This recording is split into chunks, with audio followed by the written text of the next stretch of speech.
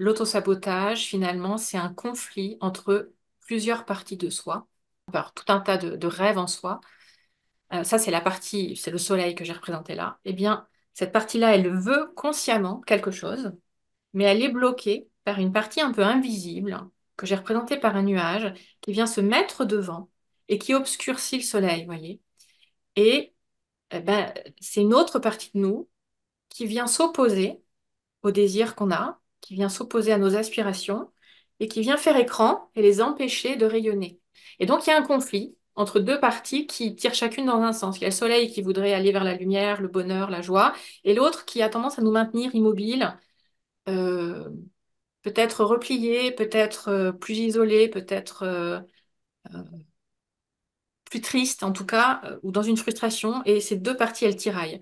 Évidemment, celle qu'on comprend pas, c'est le nuage, parce que le soleil, on la connaît bien, elle est plutôt positive, elle est logique. Ce qu'on comprend pas et qu'on va éclairer aujourd'hui, c'est ce nuage, c'est-à-dire quel est ce nuage, quelle est cette partie de nous qui vient se mettre devant le soleil, pourquoi, et qu'est-ce qu'elle vient faire là, et puis comment on peut s'en libérer.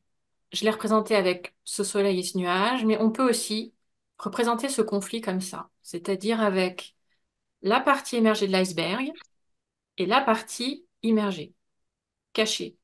La partie visible de l'iceberg, bah, c'est le soleil, c'est ce qu'on désire, ce à quoi on aspire, mais qui est un peu tout le temps bloqué, inaccessible. Et ce qui bloque et le rend inaccessible, c'est la partie cachée de l'iceberg. Vous voyez, c'est l'inconscient en fait. C'est des parties de nous inconscientes qu'on ne connaît pas très très bien, qui viennent tirer cet iceberg vers le bas, en fait, hein, qui l'empêchent d'avancer. Euh, donc, ici, en haut, les efforts que vous faites pour avancer, et puis en bas, une partie cachée qui vous tire en arrière pour vous immobiliser, vous empêcher d'aller vers vos désirs. Et donc, ça tiraille entre les deux. Vous voyez, chaque partie tire de son côté. Et en général, la partie immergée, cachée, elle est plus forte, hein, parce qu'elle est faite, on va le voir, elle est faite de peur, beaucoup. Et donc, les émotions, c'est beaucoup, beaucoup plus fort que le mental. Donc, vous pouvez avoir beaucoup de volonté, beaucoup un mental fort, vous pouvez avoir tout compris sur pourquoi vous êtes bloqué, etc. Tant que les émotions ici sont puissantes, vous n'arriverez pas à les... C'est pas votre tête qui va réussir à les débloquer, hein.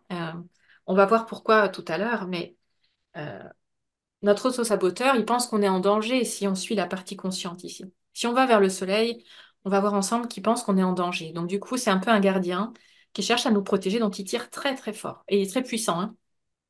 Et il est très vigilant depuis longtemps. Donc il est un peu maître en sa demeure. Vous voyez, donc il tire fort vers le bas et on va essayer d'éclairer tout ça pour comprendre ce qu'on peut faire par rapport à ça.